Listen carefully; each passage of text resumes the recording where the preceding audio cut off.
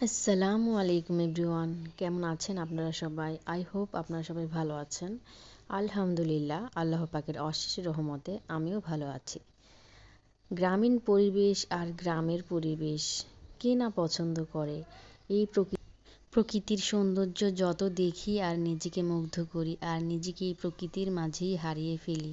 আসলে কি আমরা কিন্তু যে যার যার মতো করে, কেউ বা শহরে কেউ বা প্রবাসে, আর কি যে যেভাবে পারতেছে সেইখানেই কিন্তু অবস্থান করতেছে। কিন্তু আমার দিক থেকে আমি মনে করি গ্রামের জীবনযাপন কিন্তু খুবই সহজ সরল, আর গ্রামের মানুষগুলো কিন্তু খুব সহজ সরল হয়। এই গ্রামের প্রকৃতি আর সৌন্দর্য এতটাই আমাদের মুগ্ধ করে যে আমরা আমাদের দু চোখ যত দূর যায় তত দূর যত সবুজ আর সবুজ, আর এই সবুজের মাঝে ঘিরে থাকতে কতটাই না ভালো লাগে। আসলে প্রকৃতি এত সৌন্দর্য আর সৌন্দর্য দিয়ে রাখে, চারিদিকে যেমন সবুজ আর সবুজের সমারোহ, সব কিছু মিলে এত ভালো লাগে গ্রামের জীবনযাপন, যা বলে বোঝানো যায় না। আমরা কিন্তু অনেক সময় বাজার থেকে কিনে এনে খাই, কিন্তু ক্ষেতের মধ্যে জমির ভিতরে যে ছোট ছোট কচু শাকগুলো হয়ে থাকে, এগুলো কিন্তু রান্না করতে গেলে দেখা যায় কি চুলের একটু গরম ভাপ পেলেই কিন্তু একেবারেই একদম নরম হয়ে যায় এগুলি। আর এক একটা শাকের যে পরিমাণ থাকে ওইটাও কিন্তু অনেক কমে যায়। মোট কথা আর কি, রান্না করতে গেলে দেখা যায় যে এগুলো কিন্তু সার ছাড়া শাক, এই জন্য খেতেও কিন্তু ভালো লাগে। আর রান্না করতে গেলে দেখা যায় অল্প আগুনেই কিন্তু এটা একেবারে নরম হয়ে মিলিয়ে যায়।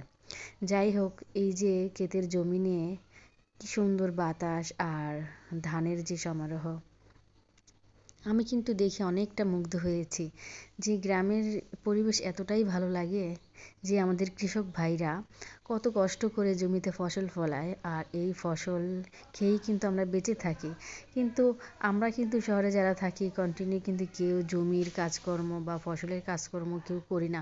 সবাই কিন্তু চেষ্টা করে যে একটু পড়াশুনো করে সেটেল হতে বা একটু বড় হতে, কিন্তু সবাই যদি পড়াশোনা করে বড় হয় তো জমির চাষ, খেতে জমিতে এগুলো কে করবে?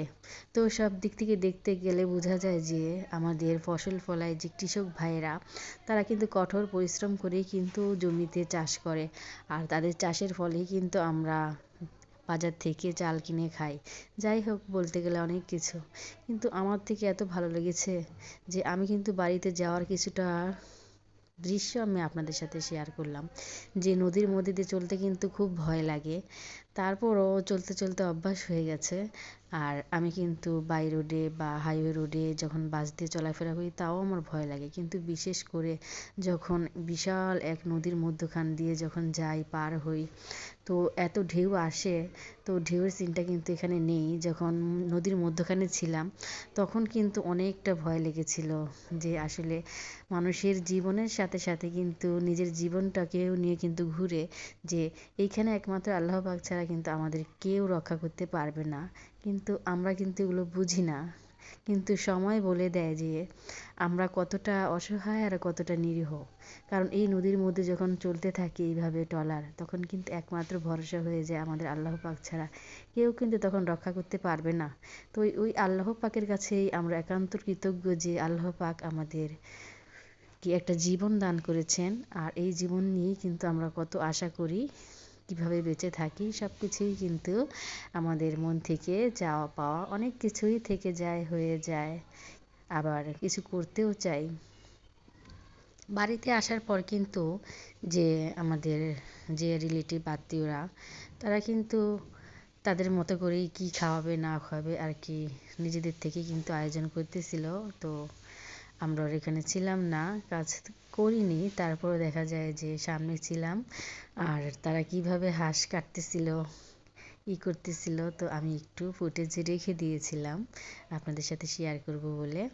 কী করবো, আপনারা তো আমাদের পরিবারেরই একজন।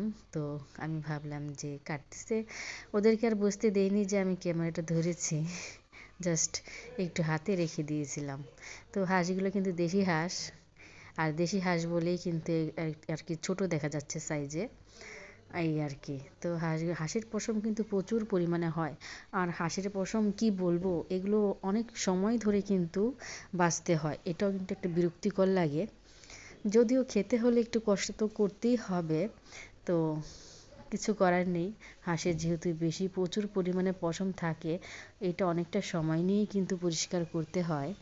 তো দেখা যায় পরিষ্কার করতে করতে অনেকটা বিরক্তও লেগে যায়। যদিও হাঁস কিন্তু ড্রেসিং করলেও কিন্তু ময়লাটা উঠে, কিন্তু তারপরে বেশ কিছুটা রয়ে যায়। ওই ক্ষেত্রে কিন্তু আমি মনে করি যে চুলোর যে আঁচটা, ওইটা দিয়ে যদি একটু ভালো করে পোড়ানো হয় হালকা করে, তাহলে কিন্তু বাকি পশমগুলো আর কি ছেড়ে যায় কিংবা পরিষ্কার হয়ে যায় ধোয়ার পর। তো গ্রামে আসার পর আমার থেকে বেশি ভালো লেগেছে যে চারিদিকে যেমন এই যে মাচা দিয়ে বাঁশের আর কি কঞ্চি যাই বলে না কেন আর কি, ওগুলো দিয়ে কি সুন্দর সাইডে দিয়ে জাংলা আর কি, জিংলা বলে যেটা আর কি, যে তরকারি গাছ কিংবা সবজি গাছ লাগালে যে আমরা মাচা দিই কিংবা জিংলা বলে যাই, আমি ঠিক বলতেও পারতেছি না আসলে। আমাদের গ্রামে তো বলে যে গাছ লাগালে যে জিংলা দেওয়া হয়। যাই হোক, এটার মধ্যে যে সুন্দর করে লাগানো হয়েছে, তো সিমগুলো কিন্তু হয়েই আছে প্রায়, কিন্তু আমি এটা ধরতে পারিনি গাছের উপরে। আর এই জমিতে কত সুন্দর ধনেপাতা হয়ে আছে, চতুর্দিকে কিন্তু ধনেপাতার ঘ্রাণও আসছিল। এই জমিটা সম্পূর্ণটাই কিন্তু ধনেপাতা চাষ করা হয়েছে। আর এই যে সিম গাছগুলো কিন্তু অনেকটা সুন্দর, আর কি সুন্দর করে হয়ে আছে। আর চারিদিকে ধান ক্ষেত, কি বলবো। আর খেজুর গাছ দেখে তো মনে হয়েছে যে ছোটবেলা যখন খেজুর গাছের রস খেয়েছিলাম, ঠিক এখন আর পাওয়া যায় না, কারণ প্রকৃতির সাথে সাথে কিন্তু সব কিছুই হারিয়ে যায়। তো খেজুরের রস কিন্তু তেমন একটা পাওয়া যায় না আমাদের গ্রামে, কিন্তু দেখা যায় মিস করি আসলে। কি সচরাচর যে জিনিসগুলো পাওয়া যেত, ওইটা কিন্তু অনেকটাই কিন্তু বিলীন হয়ে যাচ্ছে, পাওয়া যাচ্ছে না, এই আর কি, সময় মতো পাওয়া যাচ্ছে না। সচরাচর যে পাওয়া যায় এই ধরনের না। তো ধান খেতে কিন্তু ধানগুলো হয়েছিল, আর ধানগুলো কিন্তু বেশ একটা পাকেনি, কিন্তু দেখেন কাঁচা ধানের রং আর কালার, ন্যাচারাল কালার কতটা ভালো লাগে।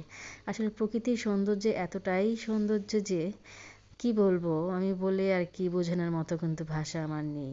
চারিদিকে এত সুন্দর, এত সুন্দর লেগেছে, মনে হয় না খেয়ে থাকলে কিন্তু প্রকৃতির এই সৌন্দর্য দেখে কিন্তু আমাদের চোখ জুড়বে না। আর ওই যে ধান ক্ষেতের মধ্যখানে কিন্তু একটা বক ছিল, সাদা বক। যাই হোক, বকটা উঠতেছিল, ওইটা কিন্তু ভালো লেগেছিল। আর এই গ্রামের একটু পরিবেশ আমি শেয়ার করব বলে চেষ্টা করে নিয়েছিলাম। এই যে গাছের উপরে কবুতরটা কত সুন্দর বসে আছে, আমি কিন্তু ক্যামেরাটা ধরেছিলাম, ও কিন্তু একটু উড়াল দেয়নি। তো যাই হোক, ভালো লেগেছিল। আর এই যে খ্যারের পালা, এটা কিন্তু সচরাচর পাওয়া যায় না, দেখাও যায় না। এগুলো কিন্তু বিশেষ করে গভীরের ভিতরে আর কি, গ্রামের যে কিছু কিছু গ্রাম আছে একেবারেই সম্পূর্ণ গ্রামের মতো, আর কিছু কিছু গ্রাম আছে যে না, বোঝা যায় না। তো এই গ্রামটা কিন্তু সম্পূর্ণই বোঝা যায় একটা গ্রাম। তো দেখেন পুকুরের মধ্যখানে কিন্তু এক সাইডে কতগুলো মাছ উঠেছিল। তো আমি কিন্তু তখনই কিন্তু আর কি ফোনটা ধরেছিলাম, আর সাথে সাথে দেখি মাছগুলো উঠেছে। তো আমি কিন্তু একটু ধরেই রেখেছিলাম, কারণ এগুলো হয়তো চাষের মাছ হবে। তো কিন্তু ভালোই লেগেছে। আসলে গ্রামের প্রকৃতির এই সৌন্দর্য আমরা কিন্তু সব সময় দেখতে পাই না। যদিও হঠাৎ করে দেখতে পাই, তখন কিন্তু এত ভালো লাগে যে কি বলবো, কোনটা দেখবো আর কোনটা রাখবো, মন চায় সব কিছুই কিন্তু ধরে রাখি, যদিও ক্যামেরা বন্দি করে, অথচ কিন্তু চোখের মধ্যেও কিন্তু একটা ক্যামেরা আছে। আর এই যে বাঁশবাগান, এগুলো কিন্তু দিনের বেলাই ভালো লাগে, কি বলবো, রাতের বেলা কিন্তু বাঁশবাগান দেখতে আমার খুব ভয় লাগে, আর আমি বাঁশবাগানে যাইও না। যাই হোক, হাঁটতে হাঁটতে কিন্তু আমি একটা বাড়িতে চলে আসছিলাম। কি বলবো, গরু তো সবাই কম বেশি দেখেন, কিন্তু এই যে বাড়ির ভিতরে গরু কিভাবে লালন পালন করতেছে, এই দৃশ্যটাও কিন্তু অনেক ভালো লেগেছে। আমি, আমার ছেলে আর মেয়ে, তিনজনই কিন্তু হাঁটতে বের হয়েছিলাম। আর এই যে মাটির ঘরটা দেখে এত ভালো লেগেছে, আসলে কি বলবো, এই শহরে আর কি দালান কোঠায় থেকে তো এইসব পরিবেশ অনেক মিস করি। যাই হোক, এগুলো কিন্তু শখের তোলা, কিন্তু 80 টাকা। আমার থেকে কিন্তু বেশ ভালো লাগে এই গ্রামের কুঁড়ে ঘর, তারপরে যে খের দিয়ে বানায়, মাটি দিয়ে বানায়, এই ধরনের টিনের ঘর, এই ঘরগুলো কিন্তু বেশ ভালো লাগে। কি বলবো, আসলে কি মানুষের শখ তো কিসে থাকে কেউ জানে না, কিন্তু ঘরগুলো দেখতে খুব ভালো লাগে। আর এই যে কলা গাছগুলো, কলা গাছের কথা কি বলবো, একবার ফল দিয়েই কিন্তু মারা যায়। আর কলা গাছ একবার ফল দিয়ে মারা গেলেও কিন্তু ভালো, কারণ কলা গাছ কিন্তু এক গাছের পরপরই কিন্তু আরেকটা গাছ জন্ম নিয়ে নেয়। একটা গাছ মারা যাইতেছে, ওই পর্যায়ে দেখা যায় আরেকটা গাছ বড় হচ্ছে। আর এই যে লজ্জাপতি গাছ, কি লজ্জাপতি গাছের যেমন লজ্জা তেমনি তার ফুল, ফুলগুলো কিন্তু সৌন্দর্য আছে। তো যাই হোক, ওই দিক থেকে গ্রামের পরিবেশগুলো আমি ধরে রেখেছিলাম যতটা কাউন্ট করে। আর এখন কিন্তু এই যে যে ক্ষেতের ভিতরে যে জমিতে জেলে আর কি কৃষক ভাইয়েরা যে ধানগুলো কাটার পর ধানগুলো কিন্তু এক পর্যায়ে তারা করে রেখেছে আর কি, ভাজে ভাজে আর কি ভুর দিয়ে রেখেছে, আমরা যাই বলি না কেন। তো ওরা কিন্তু কঠোর পরিশ্রম করে আমাদের কৃষক ভাইয়েরা, আর তাদের কঠোর পরিশ্রমের ফলেই কিন্তু আমাদের ঘরে চাল আছে, চাল আসে, তারপরে কিন্তু আমরা রান্না করতে পারি। আসলে কিন্তু সব কিছুর পিছনেই কিন্তু একটা না একটা কারণ থাকে, একটা না একটা কষ্ট থাকে। সফলতার পরেই কিন্তু মানুষ সব কিছু পায়। যাই হোক, আমি কিন্তু অনেক কিছু বলে ফেলেছি। বলতে বলতে আমার কিছু কথা যদি কোনো ভুল হয়ে থাকে অবশ্যই আমাকে ক্ষমা দৃষ্টিতে দেখবেন। আল্লাহ হাফেজ।